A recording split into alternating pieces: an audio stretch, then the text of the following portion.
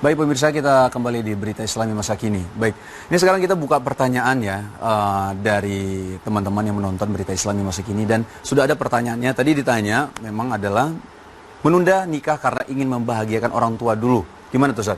Dia menunda pernikahannya karena aku kayaknya harus bahagiain orang tuaku dulu deh, baru aku nikah gitu. Itu gimana Ustaz? Sebenarnya relatif sekali ya, karena menikah juga bisa membahagiakan orang tua. Iya, oke. Jadi ini harus lebih dalam lagi, seperti apa sih sebenarnya yang membahagiakan. Kalau misalnya dia maksudkan, begitu dia mendapatkan pekerjaan, selesai kuliah, kemudian dia ingin orang tuanya menikmatin dulu rumah yang dia baru beli, atau kendaraan yang dia baru beli, mungkin ini masih ada celah lah. Tapi yang jelas, saya yakin semua orang tua yang insya Allah masih normal, pasti dia akan sangat bahagia kalau melihat anak-anaknya menikah. Apalagi kalau punya cucu Ustaz ya? Nah iya, makanya mereka sangat gembira sebenarnya. Makanya, jadi akan lebih bahagia kalau misal sudah punya cucu itu, Masya Allah, kebahagiaan untuk orang tua kita juga Ustaz ya. Baik Ustaz, tadi sedikit lagi, memang ada pertanyaan lagi tentang yang, ini gimana nih Ustaz, kalau misal orang tua akhirnya memang benar-benar melarang anaknya nikah memang karena alasan pendidikan ini, gitu, alasan pendidikan gitu. Jadi dia, kamu nggak boleh selesai kamu S1, itu memang benar-benar melarang, apa yang kita harus lakukan Ustaz? Ngomong ke orang tuanya gimana tuh? Tentu yang pertama harusnya mendoakan dulu orang tua, dan kebanyakan penolakan terjadi karena belum adanya ilmu, kan gitu. Jadi bagaimana dia sekarang menjelaskan ke orang tuanya tentang dalil-dalil yang ada, ya, motivasi-motivasi dalam agama. Karena memang orang tua yang melarang anaknya menikah misalnya, sementara anak ini terlihat memang berbahaya, bisa terus dalam yang haram. Ini egoisme, ini nggak boleh sebenarnya. Dia sebagai orang tua mungkin punya tempat pelampiasan biologis, tapi anak-anaknya. Saya menemukan beberapa teman-teman mahasiswa di kampus yang sempat menanyakan kepada saya, mengatakan, Ustadz, saya sudah ngikutin pengajian, saya sudah mulai dekat dengan agama, terus saya merasa fitnah besar sekali di kampus, godaan dari lawan jenis, dan saya ingin menikah tapi orang tua saya berikan syarat, kamu harus S1 dulu, nanti selesai S1 kejar lagi prestasi S2, S3. Prosesi menyelesaikan pendidikan ini itu akan terganggu sebenarnya dengan adanya syahwat yang ada, gitu kan? Karena ini gejolak jiwa. Orang membutuhkan biologis itu sama dengan orang kalau lapar butuh makan. Ada di waktu umur-umur tertentu di mana memang tidak bisa seseorang itu menghindar. Dia pasti akan membutuhkan itu. Maka pelampiasan ngomong sama lawan jenis, pelampiasan mencium, memeluk itu ada. Makanya Allah mengatakan dalam surah An-Nisa, A'udzubillahi minasyaitonirrajim, zuina linnasi hubbus syahawati minan nisa. Al-ayah. Allah mengatakan sesungguhnya telah dihiasi pada diri laki-laki perasaan hub, cinta, syahwat, diikuti dengan syahwat pada kaum wanita. Maka ada di mana orang tidak bisa membendung itu seperti dia pada saat. Nah, Islam mengajarkan dengan menikah. Dan saya punya beberapa teman-teman pada saat masih sekolah S1 di Madinah dulu, mereka menikah pada saat lagi kuliah dan prestasinya tidak terganggu. Malah mereka jauh lebih tenang, bisa menjalankan urusan rumah tangganya, bisa menjalankan pendidikannya dengan baik. Masya Allah, ini mudah-mudahan para orang tua mendengar nih nasihat dari Ustadz, lebih tenang Ustadz ketika sudah menikah malah ya. Baik Ustadz, jadi gimana Ustadz kalau misal pertanyaan yang masalah bagaimana cara menyeimbangkan itu, kan antum melihat sendiri kan, ketika teman-teman antum ada yang menikah, tapi malah prestasinya oke-oke saja gitu, malah lebih baik mungkin gitu. Itu gimana antum melihatnya Ustadz? Ya, saya sayangkan sekali ya, banyak di antara umat Islam, semoga Allah berikan hidayah. Mereka lebih bangga anaknya keluar dengan pacarnya.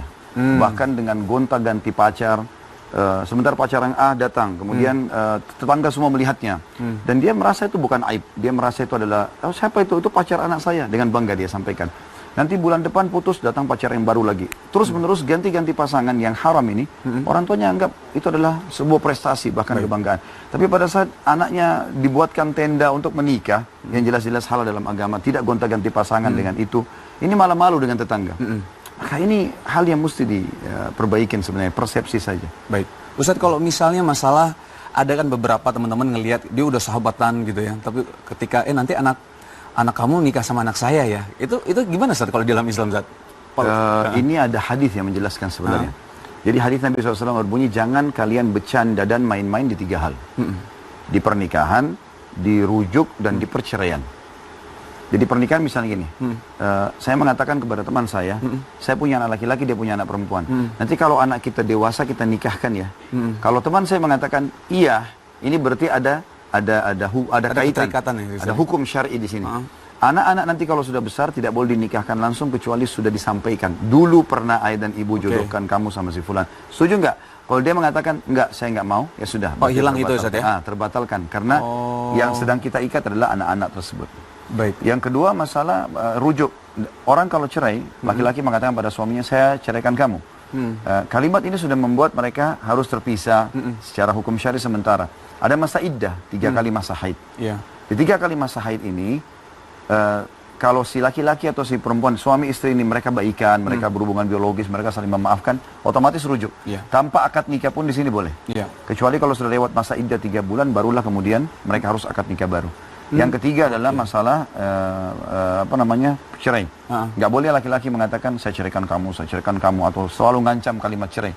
Ini kalau diucapkan bisa terjadi. Itu benar-benar cerai Ustaz itu Iya, ya? maka nggak boleh di sini orang bercanda dengan kalimat itu. Karena itu masalah penghalalan kemaluan istrinya atau haramnya. Gitu. Kalau ancaman itu boleh, maksudnya gimana? Kalau kamu benar-benar pergi keluar, kita pisah. Itu gimana Ustaz? Benar-benar akan pisah. Kalau misalnya pisah itu kan masih kata-kata... Sampai kata para ulama gini, kalau ada seorang wanita di tangga, kemudian ini kebetulan disampaikan oleh dosen kami, beliau dulu salah satu hakim di pengadilan agama Madinah. Beliau ngajar fikih di tingkat 3 kuliah kami dulu. Beliau mengatakan kalau hukum fikihnya sampai ulama bilang kalau ada seorang wanita naik tangga, pasti tengah-tengah tangga suaminya bilang kalau kamu naik saya ceraikan, kalau kamu turun saya ceraikan. Maka kalau perempuan tidak mau diceraikan dia harus turun dari tengah-tengah tangga. Saking beratnya kalimat itu.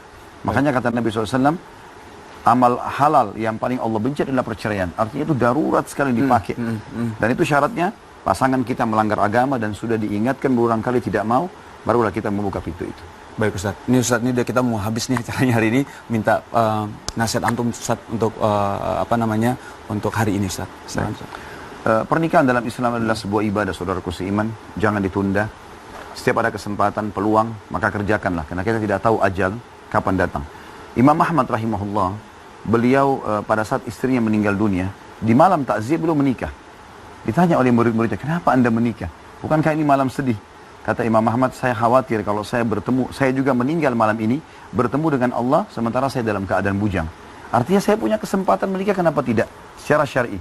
Beda perempuan yang harus punya masa iddah misalnya. Saking pentingnya masalah pernikahan. Yang kedua bagi orang tua, jangan tunda pernikahan anak-anak. Kesian mereka itu, mereka punya hawa nafsu, mereka interaksi dengan masyarakat di sekitarnya. Jangan biarkan mereka terjerumus pada yang haram. Bagaimana bisa Anda bangga anak-anak Anda pacaran, pergi ke bioskop, pergi kemana-mana, bisa berbuat zina, dan Anda tidak bangga dengan mereka menikah, dan dianggap sebuah hal yang kurang. Dan yang terakhir teman-teman sekalian, kalaupun mau melampiaskan biologis, lampiaskan setelah menikah. Ya pacaran setelah menikah. Maka itu sepuas-puasnya, nggak ada masalah. Walaupun sampai hamil itu halal saja. Ya. Baik Ustaz, terima kasih atas hari ini. Semoga ini bermanfaat untuk kita semua. Langsung kita selesaikan Ustaz hari ini. Acaranya selesai. Baik, akhir kata saya Teguh Wisnu dan Ustaz Khalid Baslama undur diri. Assalamualaikum warahmatullahi wabarakatuh.